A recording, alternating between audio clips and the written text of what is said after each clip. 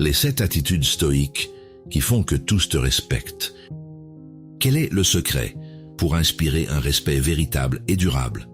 Est-ce la puissance des mots ou la force des actes qui façonnent la perception des autres? Le stoïcisme offre une perspective unique, où la constance et la cohérence deviennent les piliers de l'estime. Tu crois maîtriser tes réactions, mais souvent, les émotions brouillent ton jugement et te font dévier de tes principes. Cette illusion de contrôle te fait accepter des compromis que tu n'aurais jamais envisagés en pleine conscience. Si tu pars maintenant, tu risques de manquer ce que les stoïciens savaient depuis des siècles sur la véritable maîtrise de soi. Bienvenue sur le stoïcisme révélé, où chaque leçon est une étape vers une indépendance intérieure. Pour ne pas manquer les secrets de cette sagesse millénaire, abonne-toi à notre chaîne Le Stoïcisme Révélé et laisse-nous un like. La véritable maîtrise de soi réside dans la discipline intérieure et la capacité à rester fidèle à ses valeurs, quelles que soient les tempêtes extérieures. Embarque dans ce voyage vers une vie plus respectée et alignée avec tes principes. Entrons dans la première leçon, la confusion entre apparence et essence. Quelqu'un te reproche ta sincérité comme si elle constituait une faute. Ces mots continuent de te revenir longtemps après la discussion. Tu finis par confondre son reproche avec un constat objectif sur ton caractère. La réaction habituelle consiste à se justifier, à contre-attaquer ou à ressasser la scène. Elle échoue parce qu'elle cherche à protéger ton image sans vérifier ce qui est réellement vrai. La distinction entre l'apparence et la réalité peut te libérer. Ce qui te blesse n'est pas seulement le reproche, mais le jugement que tu portes sur lui. Ton ego y voit une attaque, alors que les faits contiennent peut-être une critique utile ou une simple opinion. Comme le disait Sénèque, sois ce que tu veux paraître. Autrement dit, vérifie si ta conduite correspond vraiment à l'image que tu défends. L'étreinte glaciale de la vérité se manifeste aussi lorsqu'un proche te dit quelque chose de désagréable, qui te touche directement. Tu peux aussitôt penser qu'il cherche à te rabaisser. Pourtant, une remarque pénible peut être exacte, partiellement exacte ou totalement fausse. Dans les deux cas, la vérité blesse notre fierté. Au lieu de répondre immédiatement, fais une pause et sépare les faits de ton interprétation. Concrètement, écris ce qui a été dit, puis note ce que tu en as conclu sur toi. Relis ensuite ces 2 éléments en te rappelant « c'est mon jugement, pas la situation ». Pour gérer ces situations, voici ce que je me dis. Ce n'est qu'une opinion. Je prends du recul. Je me concentre sur l'essentiel. La vérité est neutre. Je garde mon calme. Comme le rappelle Musonius Rufus, les femmes ont reçu des dieux la même raison que les hommes. Elles doivent donc aussi être formées à la philosophie. Concrètement, ça veut dire que la raison appartient à chacun et permet d'examiner une critique sans laisser la fierté décider. Voilà ce qui se joue quand ton ego transforme une remarque en verdict sur ta personne. Cette semaine, distingue par écrit les faits, ton interprétation et la réponse utile. Observons la deuxième leçon, la douleur de l'ego face à la vérité. Le brouhaha des rires autour de la table couvre un instant ta réponse. Un ami te vanne devant le groupe sur un sujet où tu ne veux pas qu'on rie de toi. Tu te sens visé, comme si cette plaisanterie révélait une vérité sur ta valeur. La réaction habituelle consiste à riposter, à se justifier ou à ruminer la scène. Cela échoue parce que tu défends ton ego avant de vérifier si la remarque contient un fait utile. L'ego souffre quand il est exposé, car il confond souvent une image blessée avec la réalité. Garder ton calme quand l'autre perd le sien te permet de séparer les faits de l'humiliation ressentie. Comme le disait Épictète, il est impossible d'apprendre ce qu'on croit déjà savoir. Autrement dit, accepte d'examiner la remarque avant de décider qu'elle est entièrement fausse ou malveillante. Un sentiment de brûlure persistant accompagne parfois une insulte publique qui te laisse bouillir plusieurs heures. Tu rejoues les mots et imagines les réponses que tu aurais dû donner. Pourtant, l'insulte reste une opinion extérieure tant que tu ne la transformes pas en verdict sur toi. Les attaques contre ton ego révèlent ta vulnérabilité. Au lieu de répondre immédiatement, fais une pause et distingue le fait observable de l'interprétation blessante. Concrètement, note la phrase exacte. Demande-toi ce qu'elle prouve réellement, puis réponds seulement si une clarification est utile. Le calme est ma réponse. Voici ce qui m'aide à garder mon calme. Je suis maître de mes réactions. Ce n'est pas moi, c'est mon ego. Je choisis le calme. Leur rire ne me définit pas. Je reste centré. Comme le rappelle Marc Aurèle, si tu souffres d'une chose extérieure, ce n'est pas cette chose qui te trouble, mais le jugement que tu portes sur elle. Concrètement, tu réduis la douleur en corrigeant ton interprétation plutôt qu'en tentant de contrôler les paroles des autres.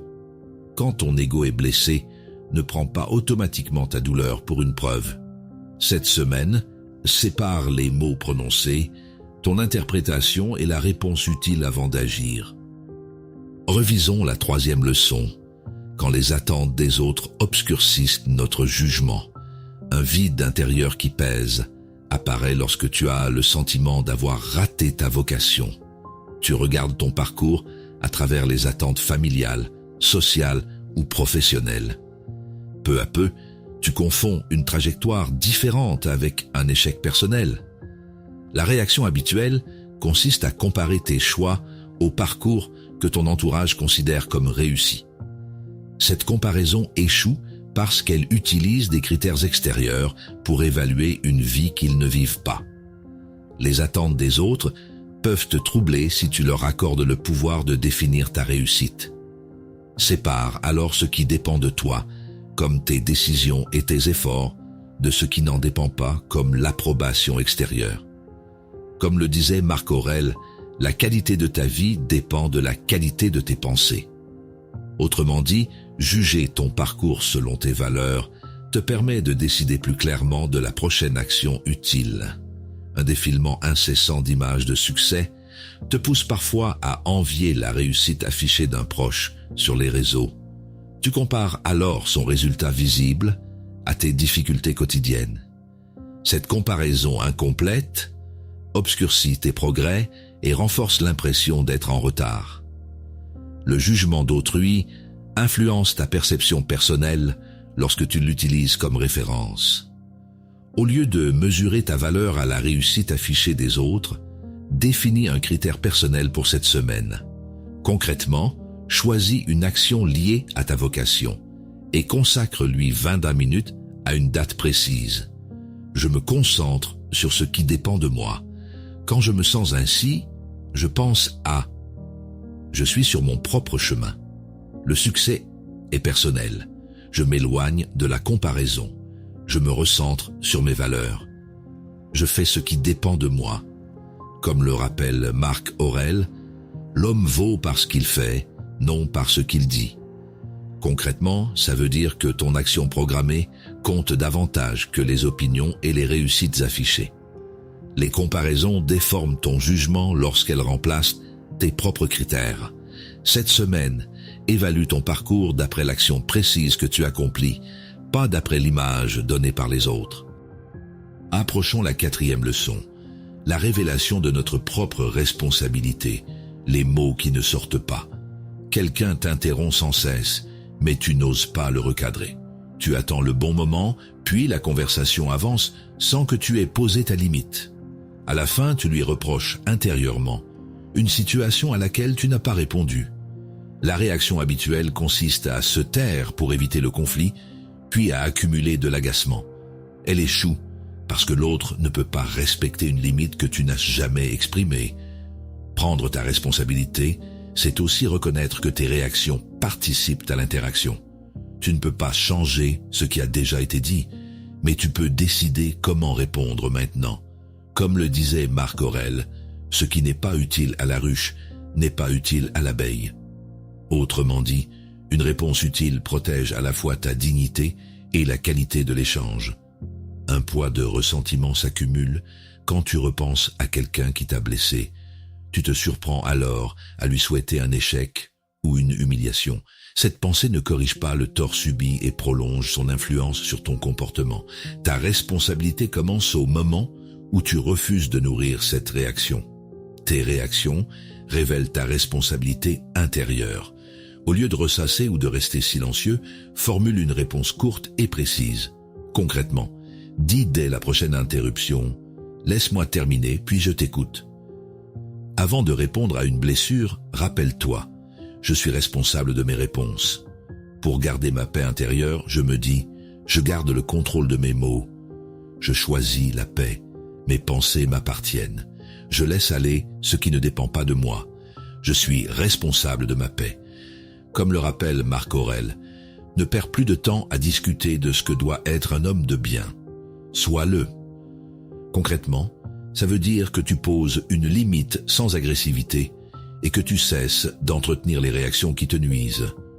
Reconnaître ta part dans une interaction ne revient pas à excuser l'autre, mais à reprendre la responsabilité de ta réponse. Cette semaine, exprime une limite clairement dès qu'elle est franchie. Explorons la 5e leçon, quand la cohérence entre parole et acte mène au respect. Un masque qui tombe enfin. Tu réalises que tu vis depuis des années pour plaire à quelqu'un d'autre. Tes choix publics ne correspondent plus à ce que tu veux réellement. Tu admets enfin « je vis pour moi-même ». La réaction habituelle consiste à continuer comme avant pour éviter de décevoir. Mais ce décalage entre tes paroles et tes actes affaiblit la confiance des autres et le respect que tu te portes. L'accord entre ce que tu affirmes et ce que tu fais est indispensable. Ta part consiste à agir selon tes principes, puis à renoncer à contrôler la réaction des autres. Leur incompréhension ne t'oblige pas à redevenir incohérent.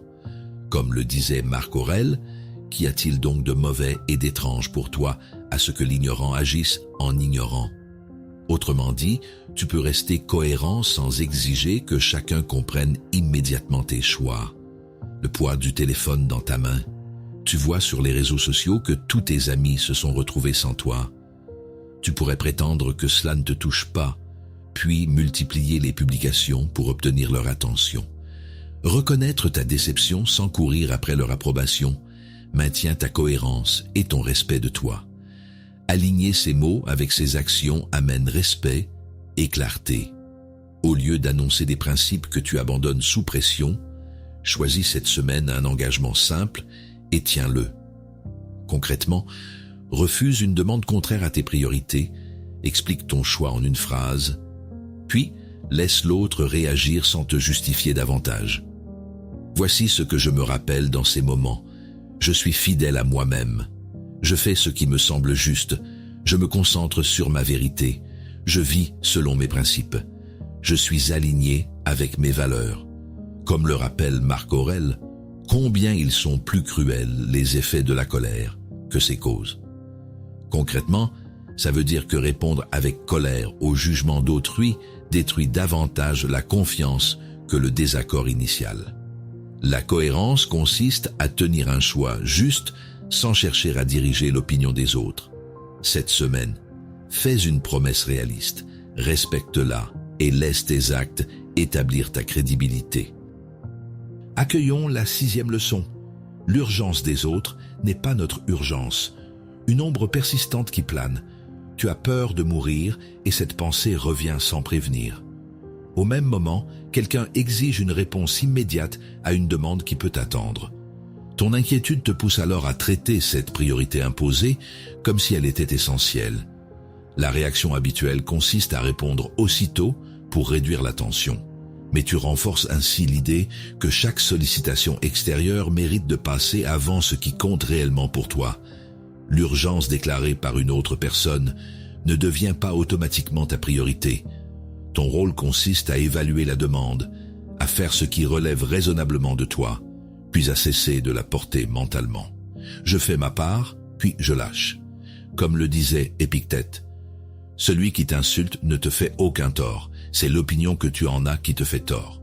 Autrement dit, la pression vient aussi de l'importance que tu décides d'accorder à la demande. Les basses qui font vibrer les murs t'empêchent de dormir. Ton voisin fait une fête bruyante jusqu'à 2 heures du matin alors que tu te lèves tôt. Tu peux lui demander de baisser le volume ou signaler le trouble, mais son envie de prolonger la soirée ne doit pas gouverner toute ta nuit. Une fois ton action accomplie, ruminer son comportement ne protège plus ton repos. Les urgences d'autrui ne doivent pas devenir les nôtres. Au lieu de répondre sous pression, fais une pause et classe la demande selon tes propres priorités. Concrètement, vérifie si elle exige réellement une action immédiate, puis réponds avec un délai précis si ce n'est pas le cas. Au lieu de continuer à ressasser après avoir agi, reviens à la tâche que tu avais choisie. Dans ces moments, je me dis, je me concentre sur l'instant présent. Je choisis mes batailles. Je laisse aller ce que je ne contrôle pas. Je garde mon espace mental clair. Je préserve ma tranquillité. Comme le rappelle Sénèque, où que tu ailles, ton âme t'y suivra. Concrètement, ça veut dire que je garde avec moi les conséquences des priorités que j'accepte. Alors je fais ma part, sans laisser l'agitation extérieure diriger mon attention. Distinguer une urgence réelle d'une pression imposée te permet de répondre sans abandonner tes propres priorités.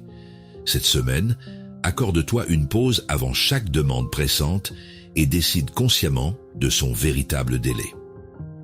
Prenons le temps de la 7e leçon. La sagesse de reconnaître ses erreurs. Une indifférence qui fait écho. Quelqu'un qui te doit de la reconnaissance agit comme si rien ne s'était passé. Tu repenses à l'aide que tu lui as apportée et à la gratitude que tu attendais. Tu constates alors que cette attente reposait sur une réaction que tu ne pouvais pas garantir. La réaction habituelle consiste à réclamer cette reconnaissance ou à ruminer son absence. Cela échoue parce que tu t'épuises à vouloir modifier le comportement d'une autre personne au lieu d'examiner ton attente initiale. Il est sage de reconnaître et d'accepter ses erreurs. Ici, cela signifie admettre ton attente excessive, puis accepter que la réaction de l'autre ne dépend pas de toi.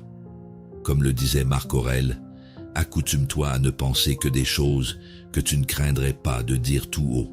Autrement dit, nomme honnêtement ton erreur sans l'excuser ni la transformer en accusation. Son message qui vibre sur la table vient de ton frère. Il te demande un prêt pour la 4e fois en 2 ans, sans jamais rembourser les précédents. Tu ne peux pas modifier ses décisions passées, mais tu peux reconnaître que tes accords répétés ont entretenu la situation. Cette erreur admise t'aide à fixer désormais une limite claire. Reconnaître nos erreurs est un acte d'humilité. Au lieu de justifier tes anciens choix ou d'accuser l'autre, fais le bilan de ce que tu as accepté. Concrètement, écris le fait, ta part de responsabilité et la limite que tu appliqueras désormais. Cette semaine, refuse tout nouvel engagement qui reproduirait la même erreur.